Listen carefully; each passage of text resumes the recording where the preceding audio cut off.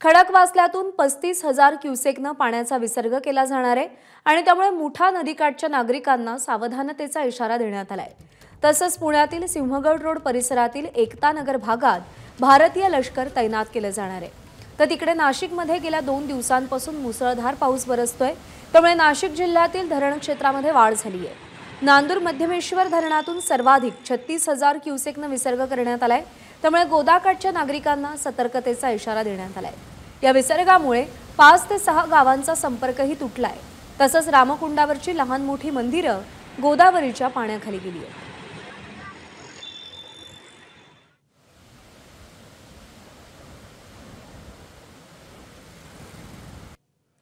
तर 2 दृश्य आपण पाहतोय पुणे आणि नाशिक मधली।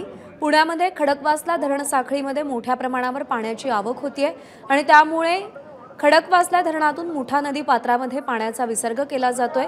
36,000 क्युसेक एवढा विसर्ग केला जातोय आणि त्यामुळे मुठा नदीकाठच्या नागरिकांना सतर्कतेचा इशारा देण्यात आलाय। तर नाशिकमध्ये नांदूर मध्यमेश्वर प्रकल्पातूनही पाण्याचा विसर्ग सुरू आहे।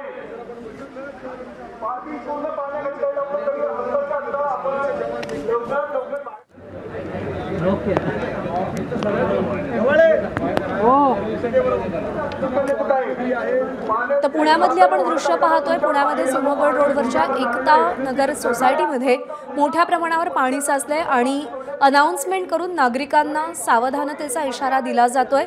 काय खबरदारी घ्यायची याचं आवाहन केलं जातंय। तर लष्कराला पाचारण करा अशी विनंती जिल्हाधिकाऱ्यांनी केलेली आहे।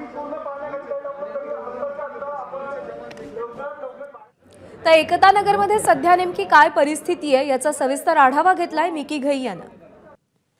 खडकवासला धरणातून मोठ्या प्रमाणात पाण्याचा विसर्ग हा मुठा नदीमध्ये केला जातोय। जवळपास 35,000 क्युसेक वेगाने हळूहळू आता पाण्याचा विसर्ग हा वाढवण्यात आलेला आहे आणि त्यामुळे सिंहगड परिसरातील जे एकता नगर परिसर आहे त्या ठिकाणी पाणी भरायला पुन्हा एकदा सुरुवात झालेली आहे। जर आपण बघितलं तर या सोसायटीच्या पार्किंगमध्ये पुन्हा एकदा गुडघे एवढं पाणी या ठिकाणी भरलेलं आहे। अग्निशामक दलाची टीम या ठिकाणी दाखल झाली आहे। एवढंच काय तर भारतीय लष्कर देखील या ठिकाणी जवान दाखल झालेले आहेत। इथले लोकांची मदत ते या ठिकाणी करतायत। सर, तुम्ही लोकांना बाहेर काढताय, मदत करताय इथं? तो पानी बढ़ रहा है यहाँ पे।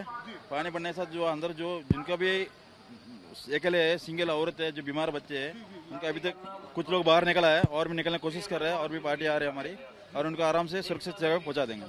अजूनही इथं लोक आहेत या इमारतीत? हो, आहेत वरती लोक आहेत अजून। आम्ही काढायचं काम चालू आहे आमचं।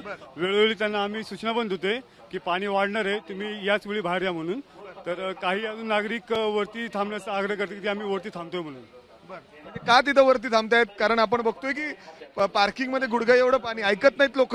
हो, लोक ऐकत नाहीत। काय लोक बोलले की आम्ही बाहेर नको, आम्ही घरी थांबतो बोलले। सर, खूप पाणी पुन्हा एकदा वाढताना दिसतंय, अजून पाण्याची पातळी वाढणार आहे, म्हणजे लोक ऐकतायत, मदत होतीये इथं?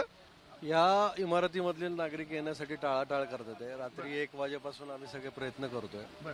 महानगरपालिका आहे, NDRF आहे, पोलीस आहे, पण 1-2 कुटुंब आहेत ते येण्यासाठी टाळाटाळ करतात। काय म्हणणं काय त्यांचं, काय अडचण आहे? एका कुटुंबाचे प्राणी आहेत, कुत्रे आहे, त्याच्यामुळे ती मुलगी जरा विरोध करते।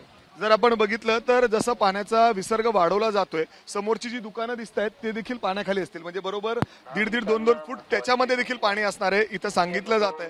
आणि त्यामुळे सतर्कतेचा इशारा प्रशासनाकडून या ठिकाणी वर्तवला जातोय, काळजी घेतली जाते आणि त्यामुळेच एवढी मोठी यंत्रणा या ठिकाणी उभी करण्यात आलेली आहे। भारतीय लष्कर पासून तर सगळे लोक या ठिकाणी मदतीसाठी उपस्थित आहेत। कॅमेरामॅन अमोल गवाळेसह मी मिकी घई, ABP माझा, पुणे, सिंहगड रोड, एकता नगर। ABP माझा, उघडा डोळे बघा नीट।